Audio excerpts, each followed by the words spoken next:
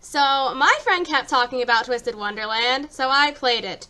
And now, it is rotting out my brain. My favorite character is Riddle, but Appel and Edea are also definitely up there. I didn't really know what it was about Riddle, but something about the way he was written seemed really familiar and weirdly relatable, even though it's probably not the best thing to relate to the Arc 1 antagonist.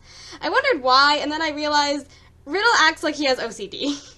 Now, before we get into the video and breaking down why I have this headcanon, I would like to have a disclaimer and say I am by no means a psychologist or a therapist, so please don't use this video as a way to diagnose anyone. If you think you or someone you know has OCD, please go talk to a therapist or psychologist. I am only coming at this from the perspective of someone who has been told by her therapist, yeah, that sounds like you have OCD. I don't even have clinical papers or anything, just the word of my therapist, so really this headcanon is just entirely projection. However, the more that I thought about it, the more I realized that there's a lot to back this up, so... Also, if you notice the speed paint looks a little different than my other videos, it is because I was screen recording, but that started messing with my storage, and large parts of it wouldn't save properly, so I used the time-lapse and slowed it down instead. I hope that still looks okay. Also, this video will contain major spoilers for the first book of Twisted Wonderland, The Rose-Red Tyrant, and I have a couple very minor spoilers from book 6 that I will bring up as well as a very minor spoiler from book 4 that I will mention briefly, so go play the game before watching this video to avoid spoilers. It's really good. Also, at the time of making this video, I have not finished book 6 or 7 yet, so please don't bring up anything from those books in the comments because I really don't want spoilers. With all that out of the way, let's get into the video. So, before I can actually make my point, I have to establish what OCD actually is, since there's a lot of misconceptions. A lot of people think that it's just about being really neat and organized, and washing your hands a lot, and not liking when things are slightly off, which, sure, sometimes that is how it can manifest, but it's a lot more than that.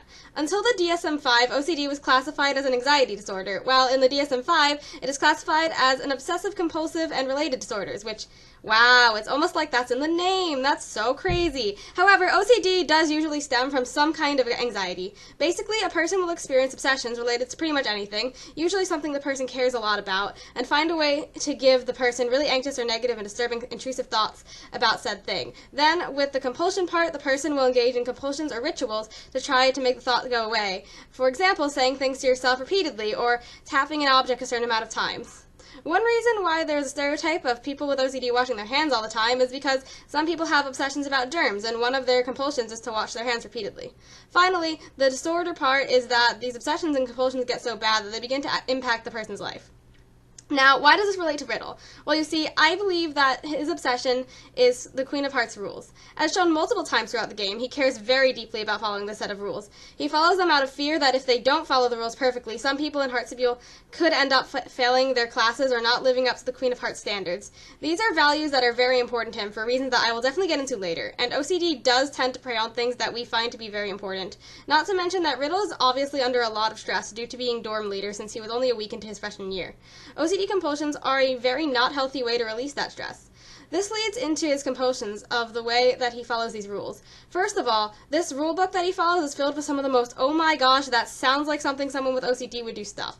Now, I could see someone saying, but he's the leader of Heartsibule. Obviously, he's required to follow these rules. It's not OCD, it's just his job. However, Cater says, now, the degree to which we adhere to the rules depends on the sitting house warden. Past house wardens have been much more lax. One example of the Queen of Hearts rules that he is very strict about is the one that all of the roses must be painted red. Why?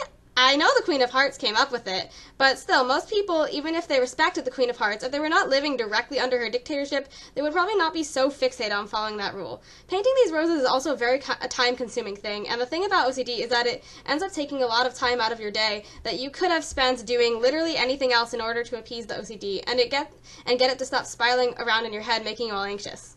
Another example of a rule that he has to follow that definitely made me go, that really sounds like OCD, buddy, is when he wouldn't eat the tart because it was a chestnut tart, and there's a rule that one must never bring a chestnut tart to an unbirthday party.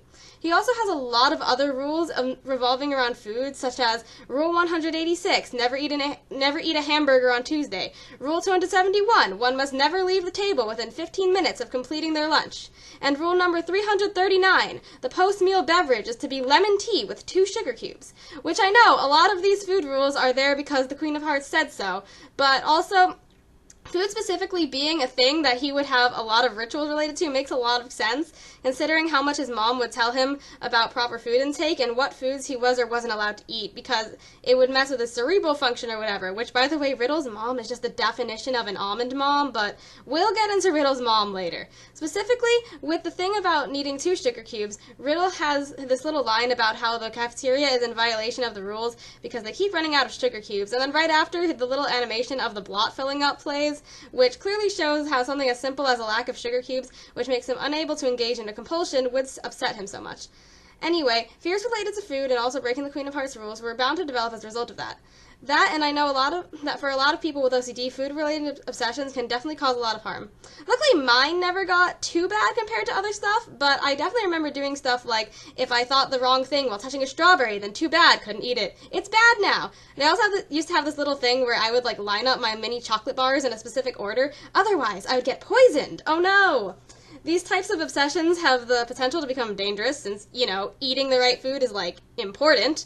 Also, with a lot of these types of rituals, the person, while doing it out of anxiety, would feel the need to do it in order to not feel anxious. At least for me, there was definitely an, oof, but that strawberry looked good, but now I can't eat it or I'll die or something. This is shown with Riddle as after overblotting and having his little mental breakdown, which, again, I'll get into later, he says, the truth is, I really wanted to eat the chestnut tart, and I don't care if the roses are red, if the roses are white or the flamingos are pink, and I prefer honey to sugar cubes in my tea, and I like milk tea better than lemon tea anyhow, and after a meal I want to be the one sitting around talking with everyone, and I really wanted to play with you and Chenya more, Trey. This shows how Riddle wanted to do things that were against his rigid rules, but he couldn't because, well, that would be breaking the rules, and within the confines of his OCD, he was making himself miserable and was unable to do that. The thing with Riddle is that he not only follows these strict rules himself, but he also forces other people to follow them. According to the article, Obsessive Compulsive Disorder, Family and Friends on betterhealth.vic.gov.au, it can be difficult, demanding, and exhausting to live with a person who has OCD. Family members and friends may become deeply involved in the person's rituals and may have to assume responsibility and care for many daily activities that the person with OCD is unable to undertake. This can cause distress and disruption to all members of the family. Reminds me of when I was really little and I forced my parents to count each of my 180 shopkins for me every time I played with them. That definitely wasn't foreshadowing anything. Anyway, this quite clearly translates into literally everything about the people living in Heartsview. Riddle is extremely busy, and so he makes the other people in the dorm do these rituals for him. For example, he makes the people in the dorm paint all the roses red, and everyone must set up the unbirthday party in line with all the rules about it. He also makes everyone follow the other rules about food themselves because in his eyes, he's protecting them in this way. The thing about OCD is that when you are so convinced that your ritual will protect you somehow, and then you look around and realize, hey, no one else seems to be doing this, including your close friends and family, you think, if I don't want bad things to happen to them either, then maybe I should find a way to involve them in these rituals. And then you do, and the people are like, I think this person's kind of neurotic and crazy. And they start to get worried, which is definitely how pretty much all of Heartsview views Riddle.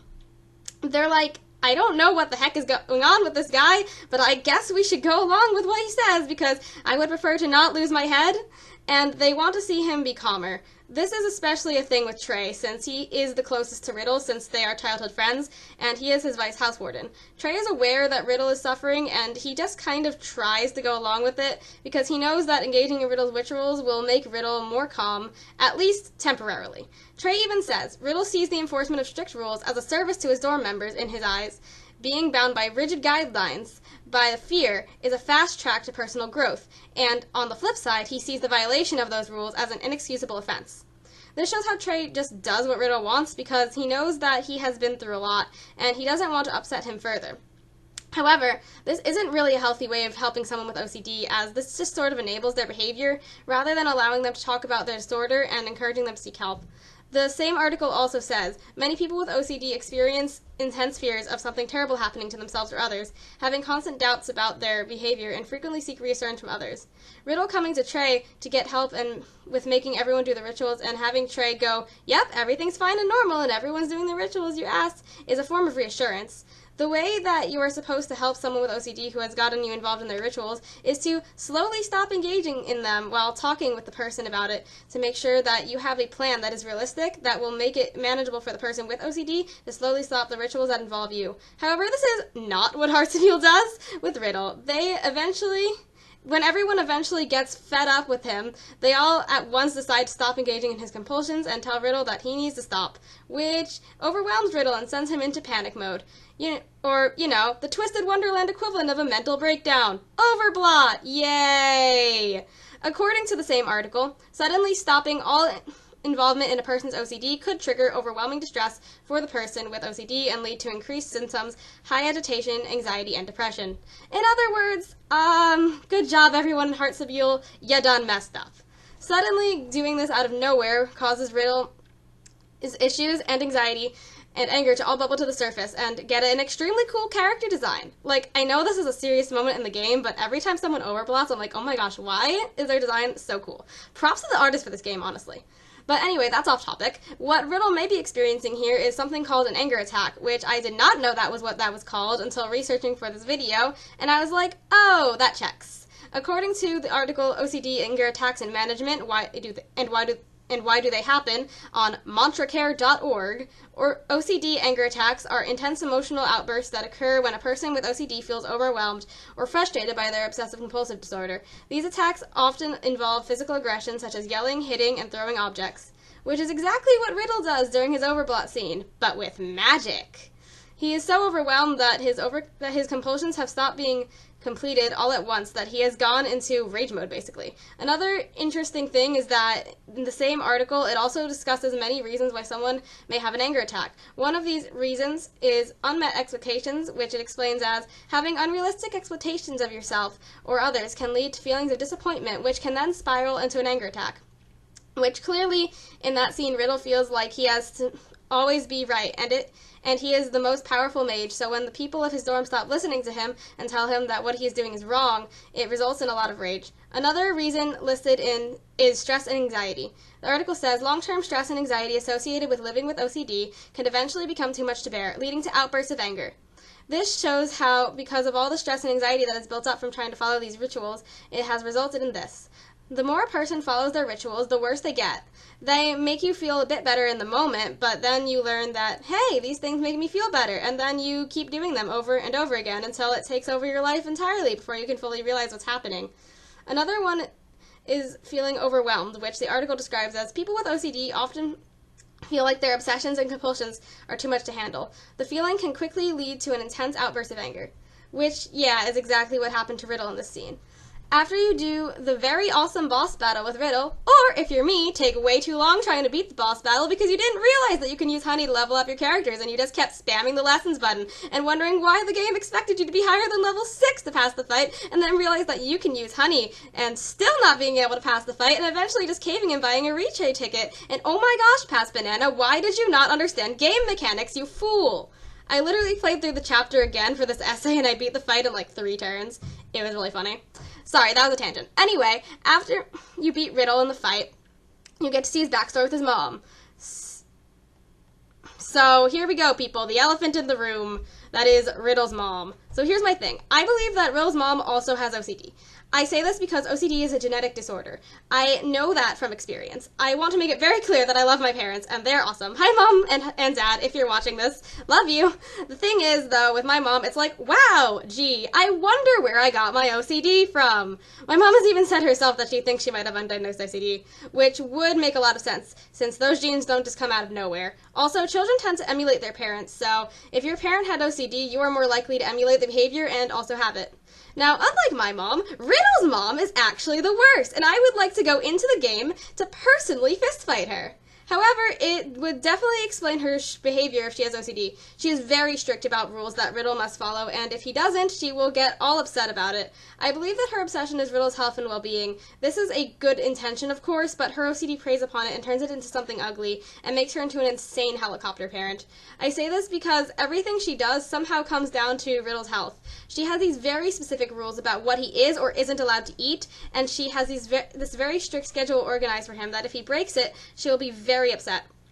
It clearly stemmed from a place of worry about her son, which causes a lot of anxiety around what he is doing, and this results in compulsions that translate into her making him follow her specific rule set. She also has a lot of very control freak tendencies, which makes sense since OCD often is about feeling like you have some level of control.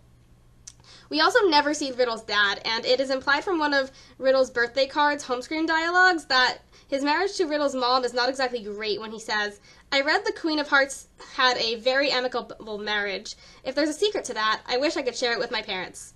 And so it can be assumed that he either doesn't get along with Riddle's mom or isn't helping much, which would lead to his mom having to deal with everything, which would cause her a lot of stress and lead to her OCD flaring up even more. However, Riddle's mom has let her OCD get so far out of control that it is completely controlling her and absolutely wrecking her son, which in turn gave him a lot of control freak issues as well, considering that while he was in his house, he never got to be in control of anything that ever happened in his life. It was all mapped out by his mother, so doing OCD rituals would have made him feel like he was in control of something, and that would have become normalized for him, and so he went on and repeated the same mistakes that his mother made as the house warden of Hartsabule and projected everything onto the students there because, well, if these rules made him feel better, then why wouldn't they make everyone else feel better? One quote from his flashback scene that I thought was really interesting was, "Tell me, Mom, please, what rule do I need to follow to make this pain go away?" This very much made it sound like they both had OCD, because OCD is following rules in your head to make negative emotions go away. However, those negative emotions don't just disappear because of some rules. They fester, and you can try to do as many compulsions as you want, but that will just make it worse, and the compulsions will become just as bad as the emotions, and the emotions will get stronger because that is not a good way to deal with them. Also, a lot of things that Riddle's mom worried about were things that ended up being emulated by Riddle. For example, he is always worried that he and his dorm mates haven't studied enough, and they need to study more because that was something that his mom always worried about. He is always particularly concerned with the food-related rules in the Queen of Hearts book because his mom would never let him eat any junk food because she didn't want to damage his cerebral function or health, and she would always monitor exactly how much he ate, and so now he has a lot of obsessions related to food. She also probably lived by the Queen of Hearts rules, and that resulted in Riddle also taking them very seriously. Also, Riddle just casually drops in book 6 that she never let him have a TV in the house or let him play video games because it would rot his brain and distract him from his studies. Like, wow, talk about a control freak. I really like how this is shown in Twisted Wonderland because often when a character has some kind of mental illness in media, the parents will sit around and go, "Wow, however did this happen? I don't know what caused my child to be like this." Which I'm sure there are plenty of cases of that happening, but a lot of the time a child will be dealing with a mental illness because the genetics were passed down from the parent, and so they will have it too. Now, another thing that I thought was really interesting was how the Queen of Hearts book could be seen as an allegory for religion. Now, to be clear, I have nothing against religion, so long as it doesn't lead to people fighting with each other or people using it as an excuse to be hateful. I'm Jewish, but I'm not really that religious or anything. Like, we celebrate bigger holidays and stuff, but we don't really keep kosher or anything like that. An obsession that can happen with OCD is an obsession about religion. I'm bringing this up because that was a pretty big one for me. Thoughts of going to hell if you do something wrong and that sort of thing. While I don't think that they see the Queen of Hearts as some sort of god who can decide if they get into the afterlife or anything like that, they do see her as a very important figure who they wouldn't want to do anything to go against the will of. An obsession with the Queen of Hearts could easily be seen as an allegory for an obsession with religion. What will happen if the characters do something that goes against her wishes? Could she make bad things happen to them? Could she hurt them? What if they could have had a great life but had they just followed her wishes, but now she will torment them from the beyond forever because they broke her rules? I wouldn't be surprised if Riddle had those kind of irrational thoughts. I mean, that kind of stuff happened to me. Like, I'm not even Christian, but because I had this obsession about, like, a fear of death, it resulted in all these intrusive thoughts all the time, like, Christianity's the biggest religion in the world. What if that means they're right and you're going to burn in hell because you're not one of them? And I was like, oh no, I don't want that. And then I had lots of rituals that revolved around over the top following Christian religious ideas and stuff like that. I would say stuff to myself if I saw a pentagram or something and things like that. Now I have drawn a pentagram for an art project, and it makes me feel like, haha, take that OCD, I did it! The over-the-top way that Riddle follows the Queen of Hearts book because he thinks that it will save everyone really reminded me of that time. In the article, What is Religious OCD, on centerforanxietydisorders.com, it says, in the case of religious OCD, also known as scrupulosity, the person is fixated on obsessions that are based on religion and or religious beliefs, or around beliefs concerning morality. For Riddle, there is a clear morality associated with the Queen of Hearts rules. If he were to break them, it would hurt the dorm, and he would be a bad person for it. The same article lists some of the signs of religious OCD, and one of them is asking others if you're behaving correctly, or if you did the right thing, or analyzing your behavior throughout the day to be sure that you are acting appropriately. This is shown by how Riddle constantly asks the people of his dorm to reassure him that he is in the right. At one point, Ace says, "Everyone, I know you're afraid of getting your magic sealed away, but you know this is insane, right?" And then everyone is just like, this makes Riddle a little bit nervous, so he says, "Well, isn't it?" And some kids in the dorm say, "Far from it, House Warden Riddle, sir, and we trust in your judgment, sir." This shows Riddle seeking reassurance, forced as it may be, from his dorm members. Many times Riddle also tries to reassure himself by saying he is in the right, and there is no possible alternative. Another symptom listed on the same article is reading or studying religious writings, books, and texts excessively. This fits Riddle literally so perfectly, considering the guy has literally memorized every single rule, and there are 810 of these rules. He must have been studying this book forever. This must have been made even worse, considering that his mom was literally encouraging this behavior. It's like if someone with religious OCD were to have extremely religious parents. Like, I can only imagine how bad mine would have gotten if my parents were encouraging it and didn't say, that doesn't look good, let's send her to therapy. However, this is the sad reality for a lot of kids who develop this disorder, who also have extremely religious parents, who likely develop the disorder due to living in this environment. According to that same article, experts estimate that anywhere between 5% and 33% of people with OCD may experience scrupulosity, and the number likely rises between 50% and 60% in OCD sufferers who come from within very strict religious cultures. So yeah, it's no wonder that Riddle developed this. Also, for me, if something just happened to happen and it aligned with my compulsion, then I would be like, wow, see, it really does work. Oh no. And I think that happens to Riddle because he says, in the year since I became house warden, not a single student from Heartseal House has dropped out or been held back a year. I think this is really interesting because it shows that when he does these compulsions, he believes they are working, and that's why his house has not had a single student drop out or get held back a year. Another little side note about Riddle is that a lot of the time when he is in the history lessons and stuff, some of his dialogue is making little comments about how people should stop twiddling their fingers. I haven't found any official papers on it or anything, but I definitely remember noticing other people in class and stuff doing little fidgets and stuff, and I would be like, aha, I'm not the only one, you see? Of course, I would never point it out to them, but Riddle is Riddle, so. Also, another thing that OCD is something that can feel like some kind of separate thing from you, that it is there to make you feel anxious, or at least it makes you feel less awful when you view it like that. Riddle says at one point, "It's not off with their heads because I want to do that. I do it because the rules must never be broken." This shows how Riddle's OCD isn't something that he wants to engage with. It's more that he feels like he has to in order to prevent bad things from happening, if the rules were to be broken. Also, since he brings up the off with your head spell here, I would like to touch on the symbolism of that. I think that the collars from the off with your head spell symbolize how the people who are restrained by it, even if they are worried about him, are so restrained by it that they feel like they're unable to get through to him to help because he keeps pushing everyone away.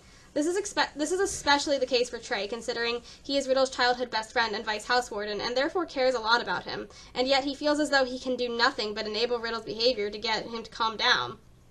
However, this only makes it worse. Riddle also has another quote which demonstrates his irrational fears about what would happen if the rules are broken. He says, "By breaking even the smallest rule, you are throwing wide the gate to anarchy." This shows that he is worried that if he does not engage in his rituals, his dorm will become anarchy and he will have no control, and he clearly cares a lot about being in control. He also feels as though he is doing these rituals to protect the other people of his dorm. In his own twisted sense of the word, he feels that he does these things to protect his dorm mates.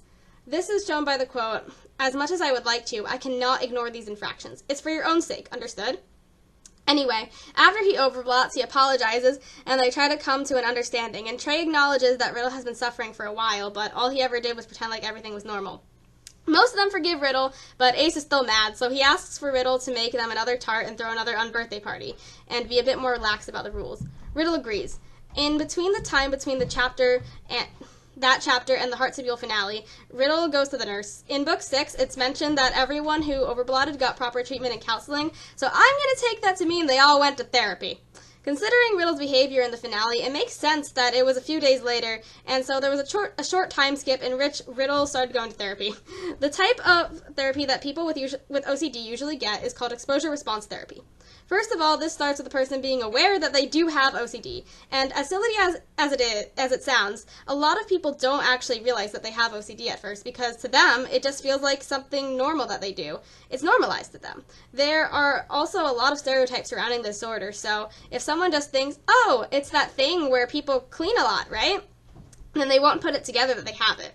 For Riddle, I don't know if he was fully aware that he had OCD during the Heartstibule arc. However, he probably started therapy and was made aware of it at the end. Anyway, exposure response therapy basically means that the person makes a list of their rituals from least scary to break to most scary to break and slowly learns strategies to overcome having to do the rituals one small step at a time. It takes a long time to get through everything, and the OCD never fully goes away, but it can make a lot of progress eventually and greatly improve the person's quality of life.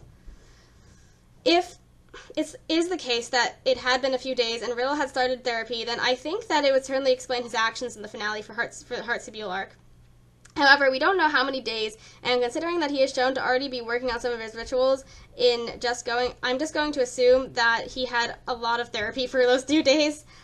I'd say that something like having a dormouse asleep in the teapot was one of the first ones he tried to break. He says, "Is there a dormouse asleep in the teapot? Well, I suppose it's fine either way."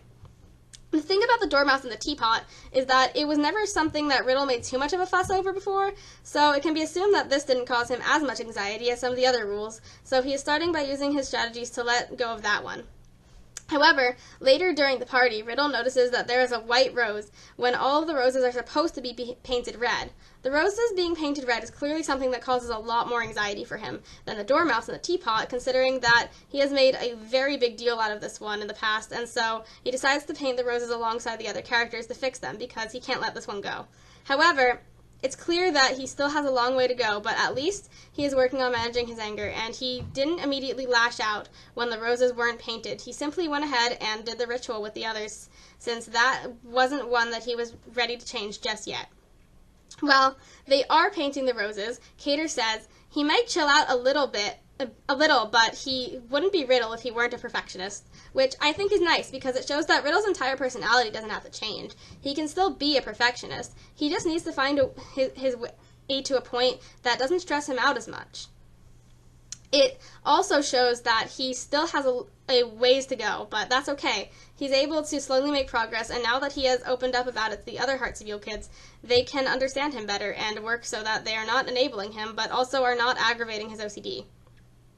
He is also able to admit that he was wrong about something, even if it is something small, when after putting oyster sauce in the tart because Trey made a joke about it and he believed it, he's able to admit that it was pretty funny, and in that he was foolish for falling for it. He says, "Haha, yes, quite humorous indeed, I truly am a fool." It may seem like something small, but for someone like Riddle, who is convinced that he always had to be right, it is a huge step forward. Also, can I just say that the callback to the oyster sauce and the tart joke was extremely funny, and a great use of setup and payoff. Now that Riddle has started to make progress on his OCD, there are other parts of his life that he can see clearer now too. For example, in book 4, when the kids go home for break, he says that he wants to have a conversation with his mom. Since I would assume that after some time working on his OCD, he has probably started to realize that a lot of his rituals are caused by the things his mother taught him, and he probably has started to realize that the way that she controls him is not okay, and it needs to change. So therefore, I think that while maybe his character was meant to be interpreted as, wow, this angry guy has mommy issues and now he's a control freak, looking at him from the lens of him having OCD makes him a much more interesting character and provides a lot of interesting ways to think about the narrative. While I know it's not fully canon, I still think he's great OCD representation. Unlike a lot of other characters in media who are implied to have OCD-related traits that are very stereotypical and only ever treated as a joke, Death the Kid, Riddle's OCD is actually actually taken seriously when the story wants to take it seriously. Like, look, I love Death the Kid from Soul Eater. He really is funny, and you can use some OCD traits as comic relief. I mean, they do it in Twisted Wonderland with Riddle sometimes, and it's funny even looking back on some of the stuff I used to do. While it was really scary at the time, some stuff was honestly kind of silly looking back. However, Death the Kid getting used as the butt of the joke pretty much all the time, and the show clearly going through the loophole of never explicitly saying he has OCD, but also throwing as many OCD stereotypes at him as possible so people will know that it is the intention, but can't get mad at them for it just rubs me the wrong way a little, you know? I mean, I know the stereotypes that they throw at Death the Kid are actually more in line with the symptoms of OCPD, or obsessive compulsive personality disorder, which is basically being really obsessed with perfectionism. But I don't really know a lot about that, so we're not going to go too deep into that right now. People who don't know the difference will assume that the show is trying to imply he has OCD. And even then, playing it entirely for a joke is just not a great way to treat your implied to be mentally ill character. Not to say there's anything wrong with his obsession being symmetry, since that is a way that OCD can manifest. However, my point still stands. They did give him the most stereotypical one, and a lot of people assumed that meant he had OCD, and I do believe that was the intention. Anyway, that was a pretty long tangent. What I mean to say is that I'm glad that they didn't do that with Riddle. Even if Riddle falls into a few stereotypes, like being very organized and uptight, I think it's fine since he has his own character outside of that, and often with how stressful having OCD can be, especially during our darkest times, we can definitely act like that. In conclusion, I think that Riddle can be seen as a really great representation of someone with OCD if you want to view his character through that lens. To be clear, I am in no way claiming that you have to also headcanon this. I just wanted to share my thoughts. I really hope that I didn't overshare too much in this video or anything. I just figured that since the thing that makes some headcanon special to me anyway is that often they stem from people's own personal experiences, and they can see bits and pieces of themselves in a character and want to project that onto them. I hope that makes sense. I just really like that there is a character who can be interpreted as having OCD that, while he acts as an antagonist for a bit, is still portrayed in a sympathetic light. Anyway, if you want to check out the sources that I mentioned in the video to do your own research, to fact check me, or whatever, then I will leave the links to them down in the description. Also, feel free to leave your thoughts in the comments below, as long as you are being respectful and not giving any book 6 or 7 spoilers. Also, hey, crazy thing, I kind of started a webcomic called Lacking the Elements, and you can read it on Webtoon, and I will leave a link to that in the description in case you want to go check it out. Anyway, that's all I have to say for now. Bye!